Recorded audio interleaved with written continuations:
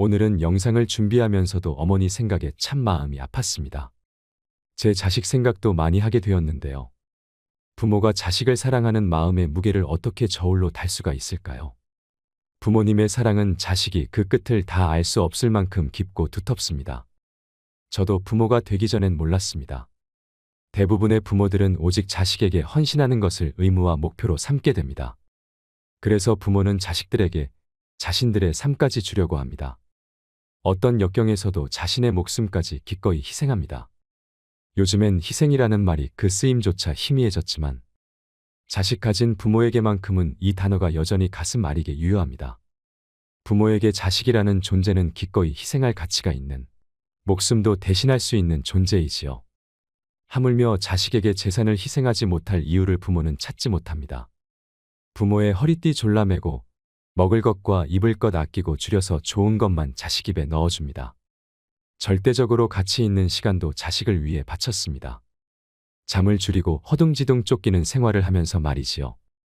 부모님께 효도하고 자식을 책임지고 자신의 미래는 준비하지 못한 채 위아래로 끼어 살아야 하는 세대가 지금의 50대, 60대라고 합니다. 중년이 넘은 나이에는 경제적인 것도 중요하지만 자식이 잘 되고 못 되고에 따라 부모님의 얼굴 표정은 달라집니다. 잘난 자식은 머리가 아프고 못난 자식은 마음이 아픕니다. 하지만 이러한 무조건적인 부모의 사랑과 극명하게 대비되는 것이 부모를 외면하고 싶어하는 자식의 마음일 것입니다. 오늘은 부모를 버리고 싶어하는 자식의 마음에 대한 이야기를 해보려고 합니다. 아들에게 버림받은 서러움의 자살을 결심한 어머니. 두 아들과 함께 살아가던 한 어머니가 어느 날 밖에 나간 사이 집에 불이 났습니다. 밖에서 돌아온 어머니는 순간적으로 집안에서 자고 있는 아이들을 생각하고 망설임도 없이 불 속으로 뛰어들어가 두 아들을 이불에 싸서 나왔습니다. 이불에 쌓인 아이들은 무사했지만 어머니는 온몸에 화상을 입고 다리를 다쳐 절개되었습니다. 그때부터 어머니는 거지가 되어 구걸을 하면서 두 아들을 키웠습니다. 어머니의 이런 희생 덕분에 큰 아들은 동경대학에, 작은 아들은 와세다 대학에 각각 수석으로 입학했습니다. 시간이 흘러 졸업식 날, 졸업하는 아들이 보고 싶은 어머니는 먼저 큰 아들이 있는 동경대학을 찾아갔습니다. 수석 졸업을 하게 된 아들은 졸업과 동시에 큰 회사에 들어가기로 이미 약속이 되어 있었습니다. 아들의 눈에 수의실에서 아들을 찾는 어머니의 모습이 들어왔습니다. 수많은 귀빈들이 오는 자리에 거지 어머니가 오는 것이 부끄러웠던 아들은 수의실에 그런 사람이 없다고 하라고 전했고 어머니는 슬픈 얼굴로 돌아섰습니다. 아들에게 버림받은 서러움의 자살을 결심한 어머니는 죽기 전에 둘째 아들 얼굴이 보고 싶어 둘째 아들이 졸업하는 와세다 대학을 찾아갔습니다. 하지만 차마 들어가지 못하고 교문 밖에서 발길을 돌렸습니다. 그때 마침 이러한 모습을 발견한 둘째 아들이 절뚝거리며 황급히 자리를 떠나는 어머니를 큰 소리로 부르며 달려나와 어머니를 업고 학교 안으로 들어갔습니다. 어머니가 사람을 잘못 보았소 라고 말했지만 아들은 어머니를 졸업식장의 귀빈석 한가운데에 앉혔습니다. 값비싼 액세서리로 몸을 치장한 귀부인들이 수근거리자 어머니는 몸 둘 바를 몰라 했습니다. 수석으로 졸업하는 아들이 답사를 하면서 귀빈석에 초라한 몰골로 앉아있는 어머니를 가리키며 자신을 불 속에서 구해내고 구걸을 해서 공부를 시킨 어머니의 희생을 설명했고 그제야 혐오감에 사로잡혀 있던 사람들의 눈에 감동의 눈물이 고였습니다. 이 소식은 곧 신문과 방송을 통해 전국에 알려지게 되어 둘째 아들은 큰 회사 오너의 사위가 되었으나 어머니를 부끄러워한 큰 아들은 입사가 취소되고 말았습니다. 이 사연을 들으시고 여러분은 어떤 생각이 드셨나요?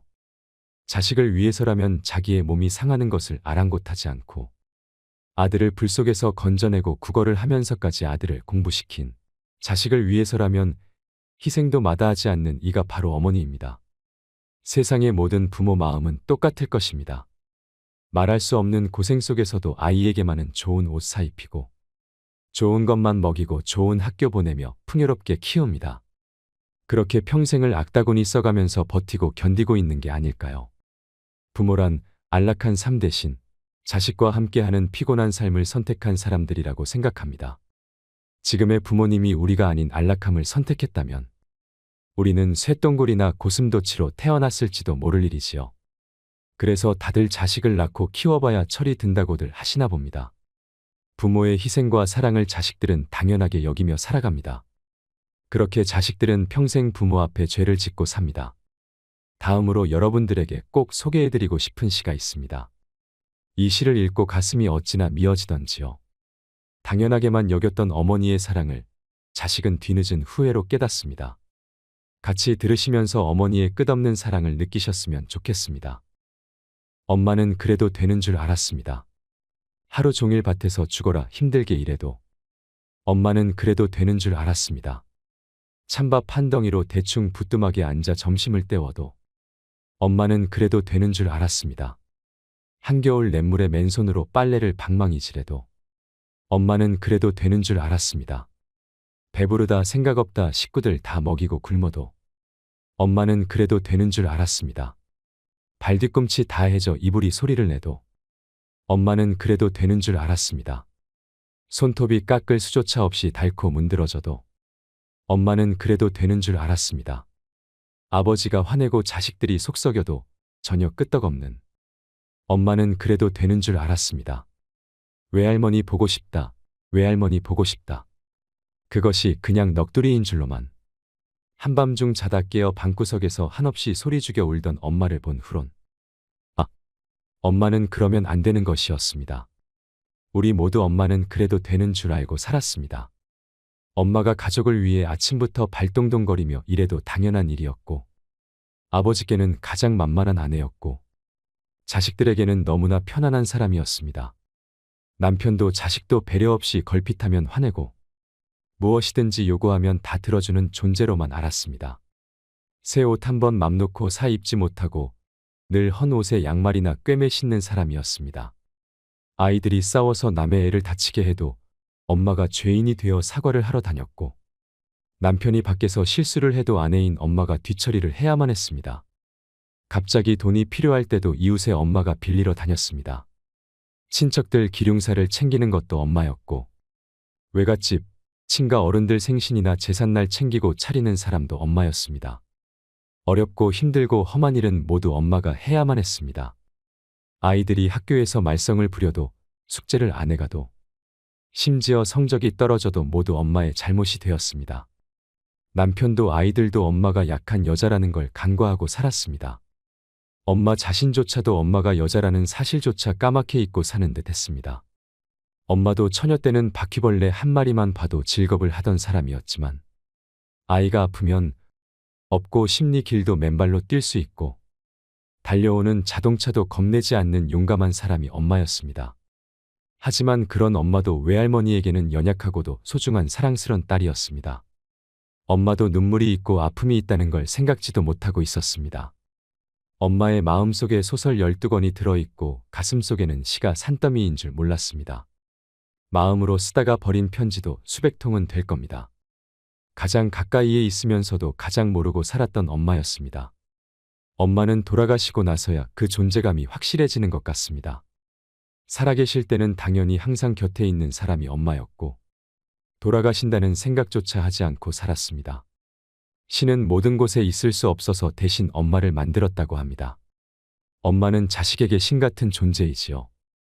돌아가신 뒤에 후회하지 말고 살아계신다면 계실 때 한 번 더 따뜻하게 안아드리는 게 어떨까요?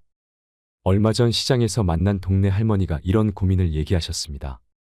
애지중지하던 자식들 시집장가를 보내고 나니 이 부모를 본 척만 척합니다.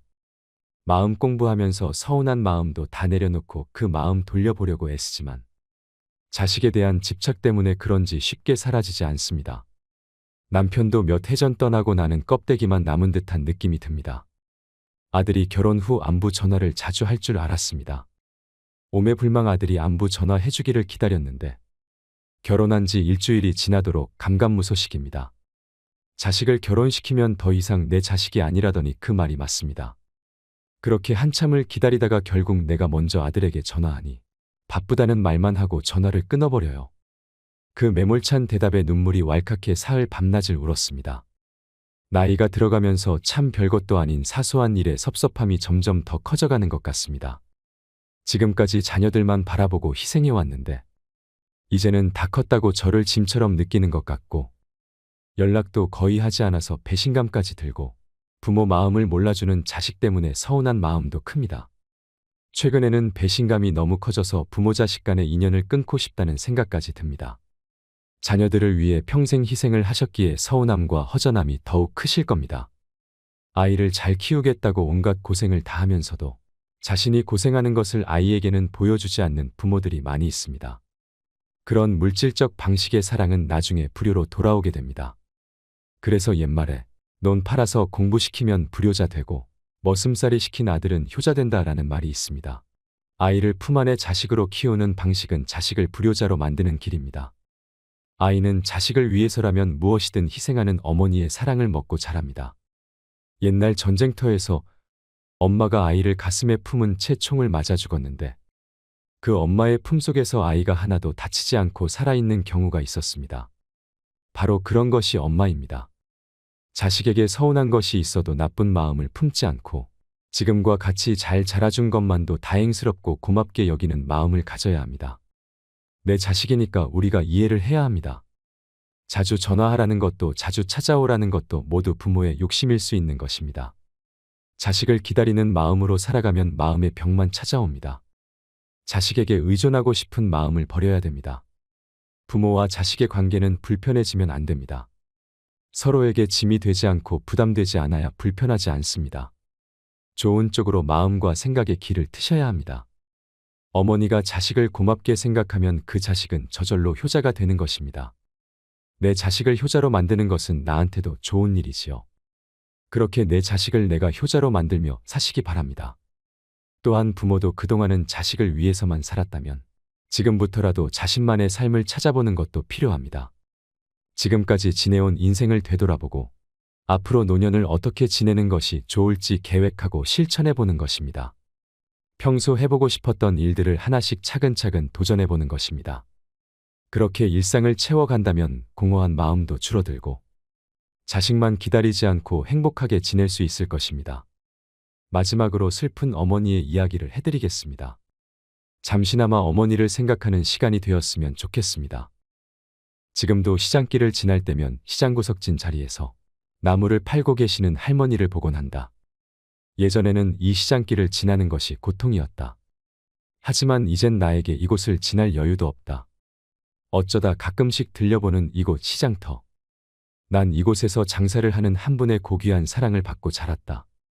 엄마 시장 갔다 올 테니 밥 꼭 챙겨 먹고 학교 가거라. 난 장사를 가시는 어머니의 모습을 보고도 잠을 자는 척했다. 이 지겨운 가난. 항상 난 이 가난을 증오했다. 그리고 언젠가는 벗어나고 말리라는 다짐을 굳히곤 했다. 내가 학교 가는 길 시장 저 귀퉁이에서 나무를 팔고 계시는 어머니의 모습이 보인다. 난 어머니가 나를 발견할까봐 얼른 도망친다. 우리 부모님은 막노동을 하셨다고 한다. 일하는 도중 철근에 깔리신 어머니를 구하시려다. 아버지는 사망하고 어머니는 한쪽 다리를 잃으셨다고 한다. 일을 가시지 못하시는 어머니는 나무를 캐서 팔곤 하셨다. 난 항상 들판에 절뚝거리시며 나가시는 어머니가 싫었고 밤새 나무를 다듬으시는 모습도 싫었다. 더더군다나 시장 한 귀퉁이에서 쪼그리고 앉아 지나가는 사람들에게 구걸 비슷하게 장사를 하는 것도 맘에 들지 않았다. 집에 돌아오니 퉁퉁 부은 다리 한쪽을 주무르시며 나무를 다듬고 계신다. 나를 보자 어머니는 기쁜 낯으로 3,000원을 주신다. 난 그 돈을 보자 화가 치민다. 난 거지 자식이 아니란 말이야.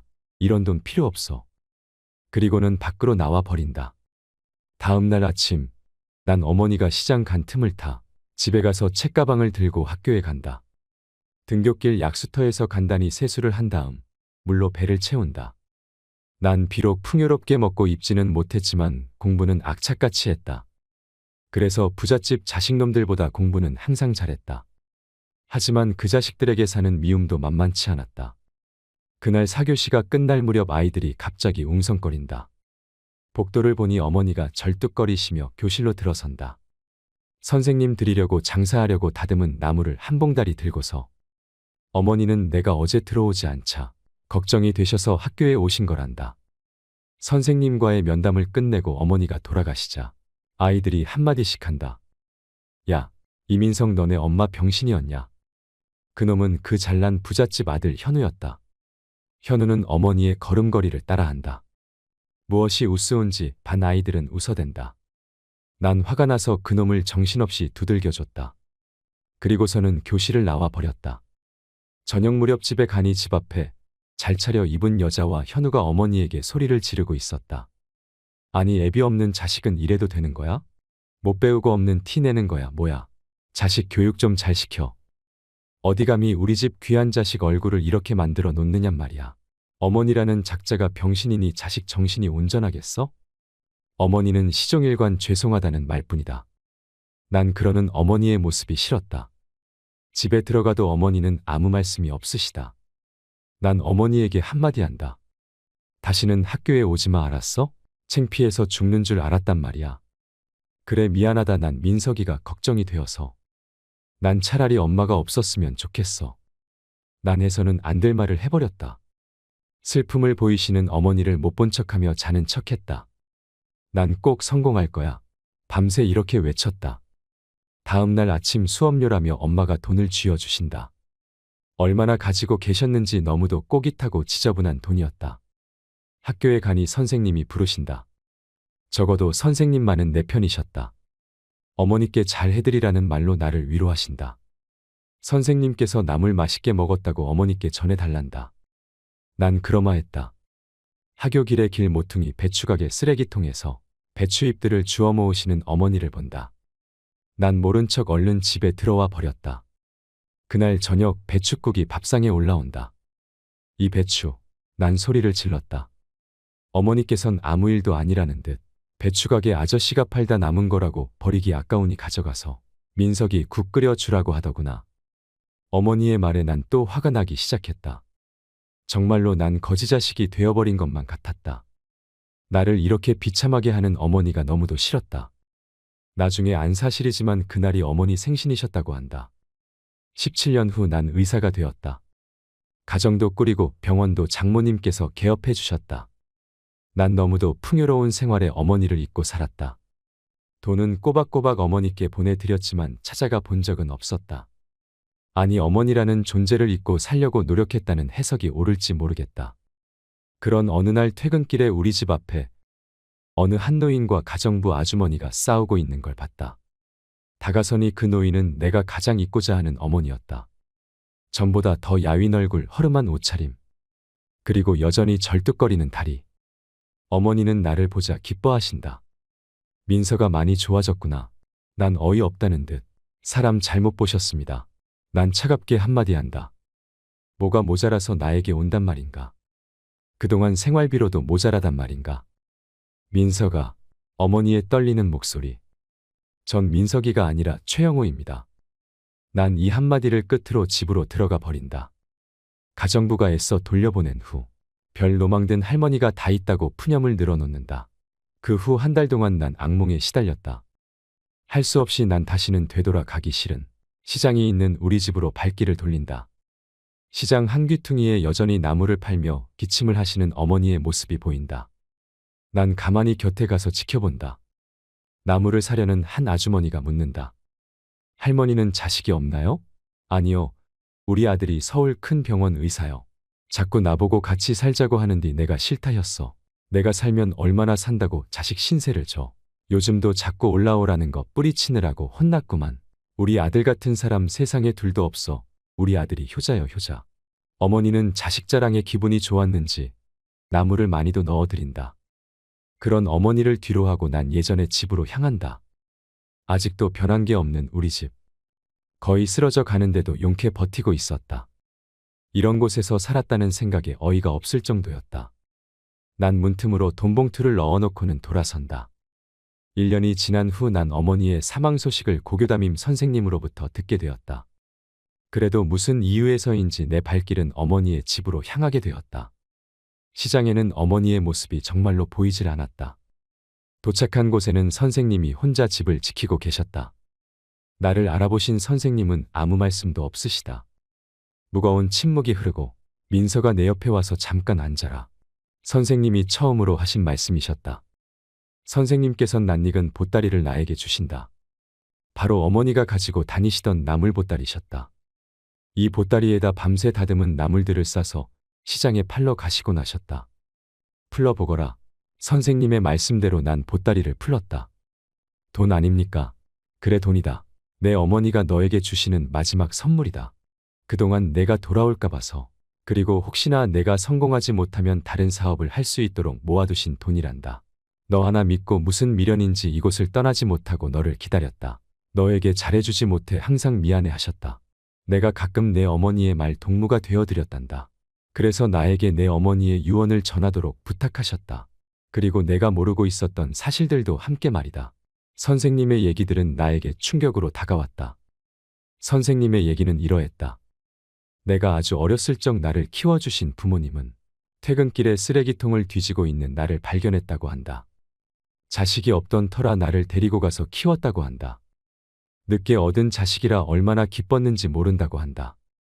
어린 나를 집에 혼자 둘 수 없어 항상 나를 공사판에 데리고 다니셨다고 한다.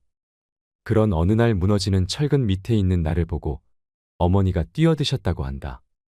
그리고 아버지도 어머니와 나를 구하기 위해 몸을 던지셨다고 한다. 그 사고로 아버지는 돌아가시고 어머니는 한쪽 다리를 잃으셨다고 한다. 그러니까 난 아버지의 목숨과 어머니의 다리로 살아난 운 좋은 놈이라고 한다. 혼자가 되신 어머니, 다리마저 불편하신 어머니께 주위 사람들은 나를 고아원에 보내라고 하셨단다. 하지만 어머닌 나를 자신의 목숨보다 소중히 여기셨기에 나를 버리시지 않고 키우셨다고 한다. 그 후 어머닌 아버지를 잊기 위해 이곳으로 옮기셔서 나무를 팔며 나를 키워오신 거란다. 내가 대학 다닐 때 암인 걸 아신 어머니는 자신의 몸보다 내 학비를 마련하기 위해 병원에도 가지 않으셨다고 한다. 암 전문의로 명성을 날리는 내가 내 어머니를 암으로 돌아가시게 하다니. 어머니는 마지막으로 나를 한번 보고자 물어물어 서울까지 오셨다고 한다. 그런 어머니에게 난 가슴에 대못을 받고 말았다. 자신이 낳은 자식도 아닌데 자신의 목숨보다 소중히 여기셨던 어머니를 버린 나 자신을 용서할 수가 없었다. 하지만 나를 조용히 내려보시는 어머니의 사진이 잔잔한 미소를 보이고 있다. 이런 자식마저도 어머니는 사랑하시나 보다. 내 어머니, 사랑하는 내 어머니. 그 후 난 시간이 날 때마다 가끔씩 이곳을 들른다. 혹시나 어머니가 나무를 파시고 계실 것 같은 착각에 말이다. 사랑합니다. 나의 아버지, 나의 어머니. 항상 고맙고 감사합니다.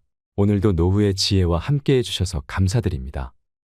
황금빛으로 무르익어가는 여러분의 지혜로운 인생을 언제나 응원합니다.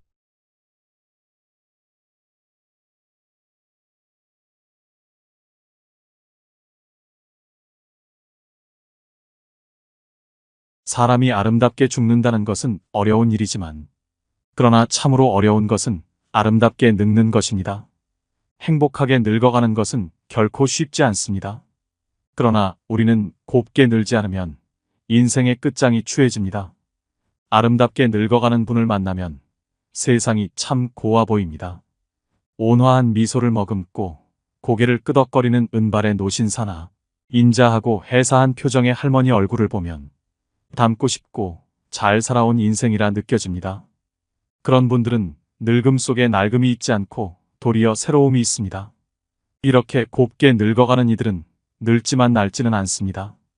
반면에 눈살이 저절로 찌푸려지는 노인들의 행동을 볼 때마다 절대로 저렇게 늙지 말아야지 하고 다짐을 합니다. 아름답게 늙어간다. 매력있게 늙어간다. 멋지게 늙어간다. 나이 들어가는 모든 사람의 로망이 아닐까 싶습니다. 요즘은 60부터 75세까지를 신중년이라고 합니다. 그런데 아무리 신중년이니 신청춘이니 이름만 바꾼다고 매력 있는 사람이 되는 것도 아니고 멋있는 사람이 되는 것도 아닙니다. 중요한 것은 우리가 말과 행동을 어떻게 하고 어떻게 품격 있는 몸가짐을 가지느냐가 제일 중요하다고 생각합니다. 그래서 나이 들면서도 매력 있는 노인으로 아름답게 늙어가는 것은 하나의 숙제이기도 목표이기도 한 것 같습니다. 영국의 정치경제대학의 캐서린 교수가 매력자본이라는 말을 만들어냈는데 매력이 자본이고 경쟁력이라는 뜻입니다. 우리가 나이 들어가면서도 자기를 잘 가꾸고 매력있게 말하고 행동하는 것은 분명히 자본입니다. 신중년으로서, 노인으로서의 경쟁력이죠. 오늘은 법륜 스님의 말씀으로 아름답게 늙어가는 5계명을 말씀드리려고 합니다. 아주 기억하기 쉽도록 1, 2, 3, 4, 5의 첫음을 따서 만든 요령 5가지입니다. 꼭 기억하시고 그대로 실천하셔서 귀티나는 노후를 만드시길 소망합니다. 먼저 1입니다.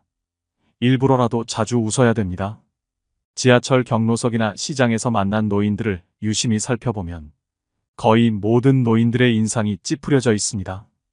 그렇기 때문에 한국의 노인하면 떠오르는 이미지가 왜인지 모를 무뚝뚝한 얼굴과 딱딱함을 떠올리는 사람들도 많습니다.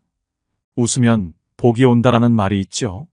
우리는 웃는 것이 좋다는 사실을 모르는 사람은 없습니다. 짜증나는 일 때문에 스트레스를 받더라도 친구와 웃긴 이야기를 하다 아이의 엉뚱한 행동을 보고 한바탕 크게 웃고 나면 잠깐 동안만큼은 기분이 좋아집니다. 문제는 일상 속에서 자꾸만 웃는 것에 힘을 잊어버린다는 것입니다.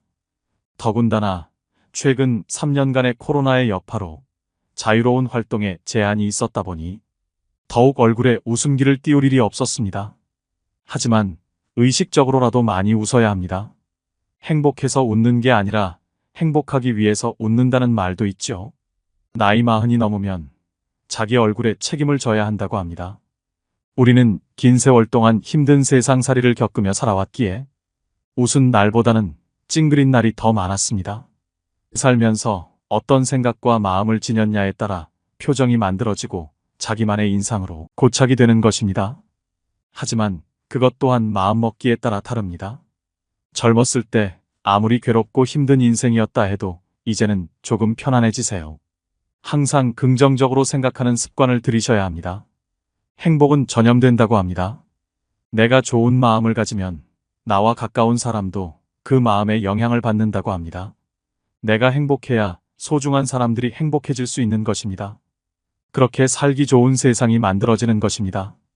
주위 사람들에게도 우리 앞으로 자주 웃자, 웃으며 살자 이런 말을 자주 해주세요. 자주 웃으면 웃는 얼굴이 됩니다. 웃으면 복이 옵니다. 일부러라도 하하호호 자주 웃으셔야 합니다. 막연하게 행복 하나만을 위해 웃는 게 아니라 건강을 위해서도 웃어야 할 필요가 있습니다. 웃음은 면역력을 높이는데 많은 도움을 줍니다. 스트레스 호르몬을 낮추고 혈액순환을 개선합니다. 우리의 뇌가 웃음을 감지하면 엔돌핀 분비를 촉진하므로 진통 효과도 얻을 수 있습니다. 엔돌핀은 가장 강력한 마약성 진통제인 모르핀보다 훨씬 진통 효과가 크다는 말도 있죠. 웃음은 수명 연장에도 도움이 됩니다.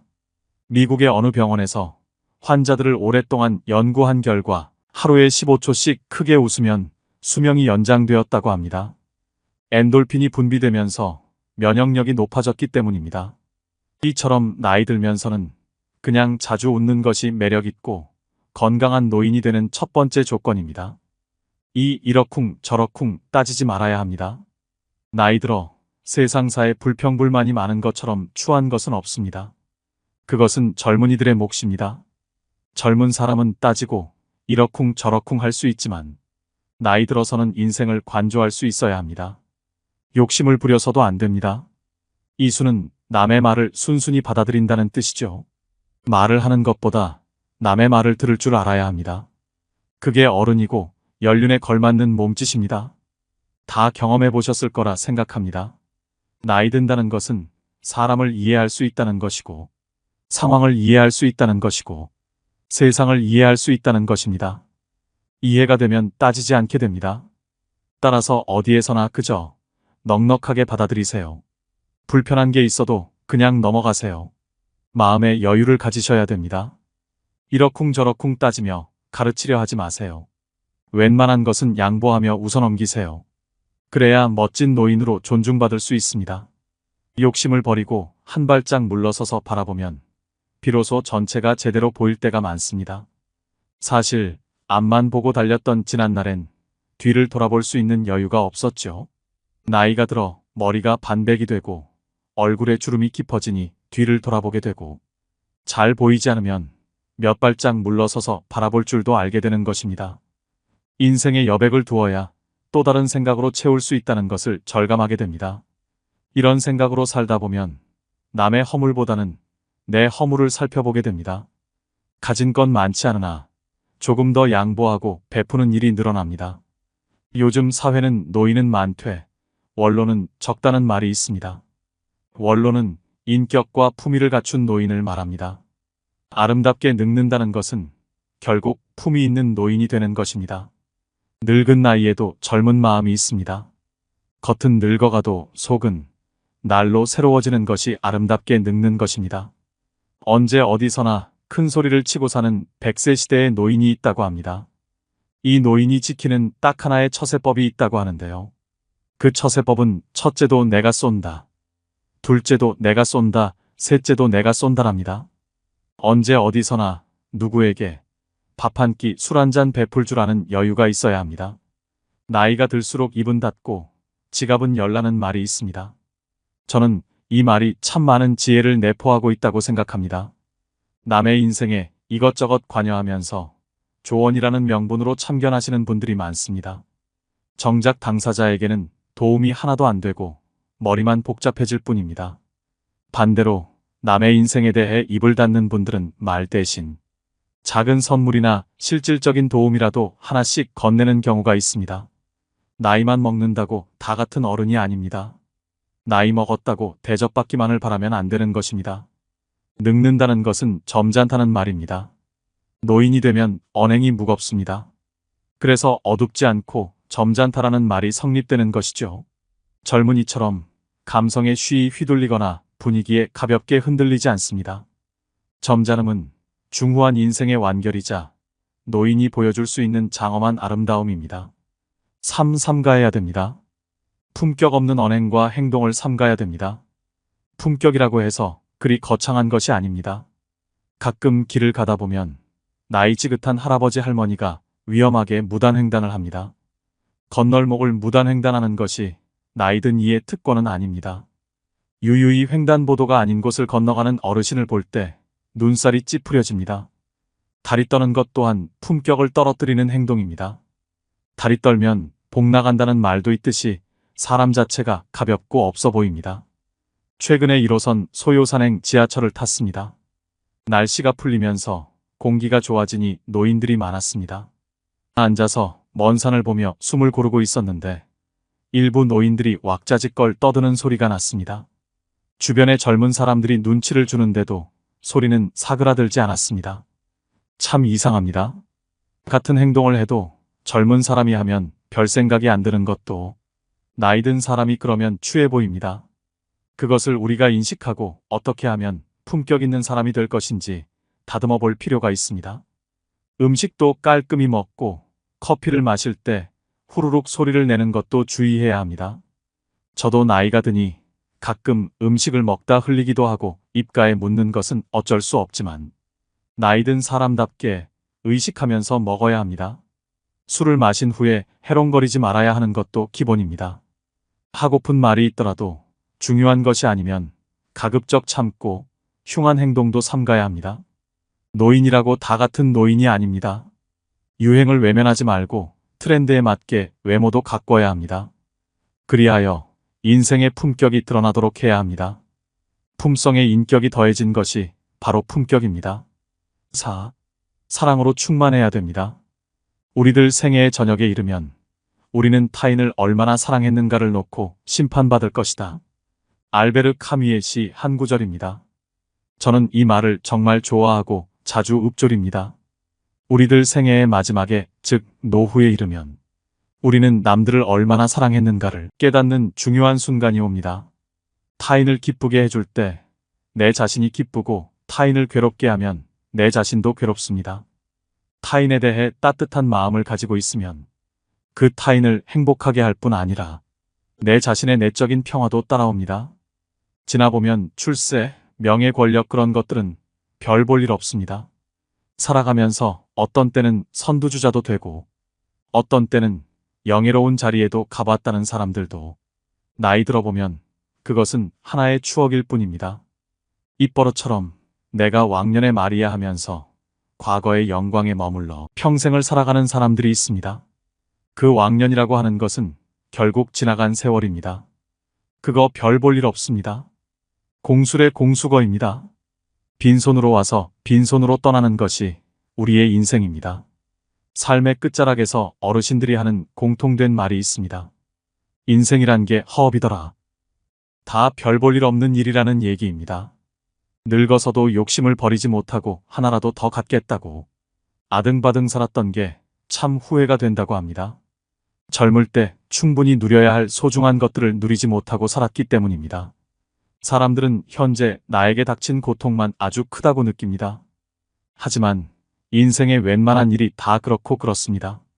세상에는 나보다 더 힘들고 고통스럽게 사는 사람들이 많습니다.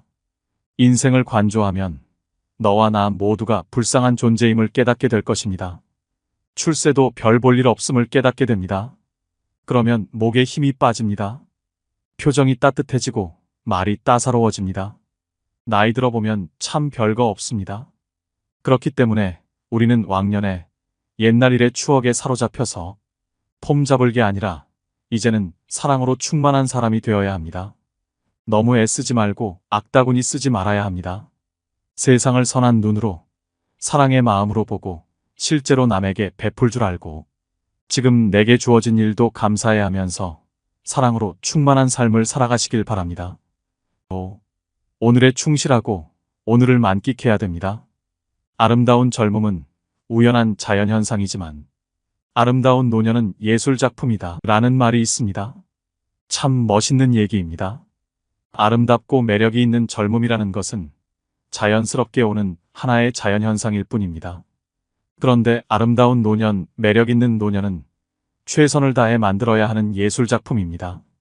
우리가 얼마나 열심히 자기를 가꾸느냐에 따라서 자신을 매력 있는 예술작품으로 만들어낼 수 있다는 것입니다. 노인분들이 꼭 한번 읽어보셨으면 하는 글이 있습니다.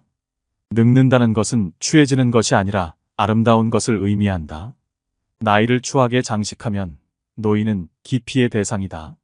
하지만 나이를 아름답게 가꾸면 그 나이야말로 가장 아름다운 석양의 불꽃일 것이다. 젊음은 피부와 에너지 그리고 재주로 아름다움을 표시한다. 노인에게는 성숙한 영혼과 절제된 매너 그리고 빛나는 지혜, 황혼보다 더 아름다운 그림이 있다. 어제는 역사고 내일은 미스터리인 것이 인생입니다.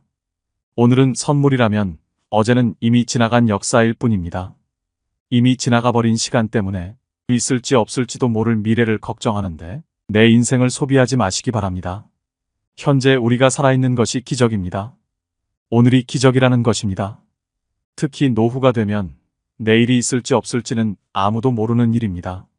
50이 훌쩍 넘은 나이로서 오늘을 맞이했다는 것은 50여 년의 세월이 켜켜이 쌓여 오늘까지 온 것이기 때문에 그것 자체로 선물이요, 기적입니다. 일상에서 소소한 행복을 찾으세요. 주위를 조금만 둘러봐도 아름다운 것들이 참 많습니다. 젊었을 때는 더 높은 꿈과 욕심에서 행복을 찾으려고 합니다. 하지만 내가 지금 가진 것에 만족하는 것에서 행복을 찾을 수도 있습니다. 불행은 내가 가지지 못한 것을 갈망할 때 생긴다고 하죠. 인생의 후반전에서는 채우는 것보다 비움을 실천해야 할 때입니다. 그러면 자신에게 주어진 모든 것들에 감사할 수밖에 없습니다. 아침의 햇살, 멀리서 불어오는 바람, 불타는 저녁 노을, 밤하늘의 별들이 모두 선물입니다. 세상에 어느 하나 선물 아닌 것이 없게 느껴집니다. 인생의 마지막을 이렇게 말하며 장식하고 갈 수 있다면 얼마나 좋을까요? 노후에는 그런 일상에서 행복을 찾아야 된다고 생각합니다. 마지막으로 제일 중요한 것 하나만 더 말씀드리겠습니다. 그것은 바로 건강입니다. 몸이 건강해야 노후가 편합니다. 사람이 얼마나 건강하게 사느냐는 70% 이상 자신에게 달렸습니다. 내 몸을 무엇보다 아껴 써야 합니다. 몸이 아프면 마음도 아픕니다. 젊었을 때는 설령 아프더라도 금방 낫겠지 알 수 있어도 나이가 들수록 회복력도 더디고 주변 사람에게도 짐이 될 수 있습니다. 그래서 노후에는 이유를 불문하고 건강을 챙기는 것을 최우선으로 해야 합니다. 앞서 말한 모든 것들도 건강을 잃으면 아무 소용이 없습니다. 그만큼 나이에 상관없이 건강을 지키는 것은 최고의 가치라는 것입니다. 경제적인 여유를 위해 재테크를 하는 것처럼 건강을 유지하고 오래 살기 위해서는 미리 노년의 건강을 대비해야 됩니다. 제일 기본적으로 건강한 식단을 유지해야 됩니다. 혼자 있다고 끼니를 대충 때우면 안 됩니다. 몸에 좋은 채소 과일 많이 섭취하고 물도 많이 마셔줍니다. 걷기는 만병통치약이라는 말도 있죠. 몸을 움직이는 가장 간편하고 기본적인 운동입니다. 무리하지 않는 선에서 매일 30분 정도 걷기는 정신적 안정에도 큰 도움이 됩니다. 주변을 보면 건강관리에 소홀히 하여 노년이 벌써부터 행복이 아닌 불행으로 닥쳐오는 분들을 많이 봤습니다. 그래서인지 요즘은 유병장수 시대라는 말까지 생겼습니다. 이런 리스크를 겪지 않으려면 노후에는 이유를 불문하고 건강을 챙기는 것을 최우선으로 해야 합니다. 정기적인 건강검진은 노후 건강을 관리하는데 중요한 역할을 합니다. 집에만 누워있지 말고 동네 친구들과도 가끔 만나서 수다도 떨고 가까운 산으로 등산도 다니셔야 합니다. 혼자서 하던 것만 하면서 외부와 단절되면 안 됩니다. 새로운 사람도 만나보고 소통하면서 바깥 활동을 해야 합니다. 며칠 전 봉사활동 중 만난 70대 할머니가 자신이 가장 나이가 많다고 밥을 사셨습니다. 어두운 저녁 시간에 밖에서 밥 먹고 커피 마시고 처음 만난 사람과 마음껏 수다 떠는 시간이 감사하다고 밥을 사시는 모습을 보니 참으로 멋진 인생을 즐기시는 분 같아 보였습니다. 그분을 보니 몸과 마음을 건강하게 사는 게 참 별거 없다는 생각이 들었습니다. 늙어가는 길은 누구나 처음 가는 길입니다. 무엇 하나 처음이 아닌 길은 없지만 늙어서 가는 이 길은 몸과 마음도 예전 같지 않고 방향 감각도 매우 서툴기만 합니다. 가면서도 이 길이 맞는지 어리둥절할 때가 많습니다. 때론 두렵고 불안한 마음에 멍하니 창밖을 바라볼 때도 있겠죠. 시리도록 외로울 때도 있고 아리도록 그리울 때도 있습니다. 언제부터인가 지팡이가 절실하고 애틋한 친구를 그리워할 나이가 찾아올 것입니다. 그래도 가다 보면 혹시나 가슴 뛰는 일이 있을까 하여 노욕인 줄 알면서도 두리번 찾아볼 때가 있을 것입니다. 그럴 때는 앞길이 뒷길보다 짧다는 걸 생각하며 한 발 한 발 더디게 걸으면서 생각해야 합니다. 아쉬워도 발자국 뒤에 새겨지는 뒷모습만은 노을처럼 아름답기를 소망하면서 황혼길을 천천히 걸어가세요. 꽃보다 곱다는 단풍처럼 해돋이 못지않는 저녁 노을처럼 그렇게 아름답게 걸어가시길 바랍니다. 제가 오늘 말씀드린 것만 기억하고 살면 더없이 행복한 하루하루를 보낼 수 있을 것입니다. 마지막으로 숙련인생 10계명을 알려드리오니 아름다운 노후를 적극적으로 즐기시길 바랍니다. 첫 번째는 정리정돈을 하라. 나이 들면 일상의 관심과 애착을 줄이고 몸과 집안과 환경을 깨끗이 해야 한다. 일생 동안 누적된 생활 습관과 잡다한 용품들을 과감히 정리하라. 서책, 골동품, 귀중품 등도 연고 있는 분에게 생시에 선물하면 주는 이나 받는 이가 서로 좋다. 이것이 현명한 노후 관리의 제1조다. 두 번째는 몸치장을 하라. 언제나 몸치장을 단정히 하고 체력 단련과 목욕은 일과로 하라. 체취도 없애고 건강에도 좋다. 의복도 깨끗하고 좋은 것을 때맞추어 갈아입어라. 옷이 날개란다. 늙으면 추접하고 구질구질해지기 쉽다. 세 번째는 대외 활동을 하라. 집안에 칩거하기보다 모임에 부지런히 참가하라. 세상 돌아가는 정보 소식을 얻게 된다. 동창회, 직장 모임은 물론 취미 모임 등 새로운 사람과의 만남도 신선미가 있다. 움직이지 않으면 몸도 마음도 쇠퇴하게 된다. 네 번째는 언어 절제를 하라. 입은 닫을수록 좋고 지갑은 열수록 환영받는다. 어디서나 꼭 할 말만 하라. 논평보다는 덕담을 많이 하라. 말하기보다 듣기를 좋아하고 박수를 많이 치면 환영받는다. 장광설은 금물이다. 짧으면서 곰삭은 지혜로운 말이나 유머 한마디는 남을 즐겁게 한다. 다섯 번째는 자기 몫을 하라. 돈이든 일이든 제 몫을 다 하라. 돈과 인심은 먼저 쓰는 게 존경과 환영을 받는다. 내가 하기 싫은 일을 남에게 미루지 말라. 언제나 남의 대접만 받고 무임승차하는 거지 근성은 스스로를 천대하는 것이다. 여섯 번째는 포기와 체념을 하라. 건강, 출세, 사업, 가족, 부부, 자식 문제 등 세상 만사가 내 뜻대로 안 되는 경험은 많다. 이제는 포기할 것은 과감히 포기하고 체념하는 게 현명하다. 되지도 않은 일로 속 끓이지 않는 게 여생을 편안케 한다.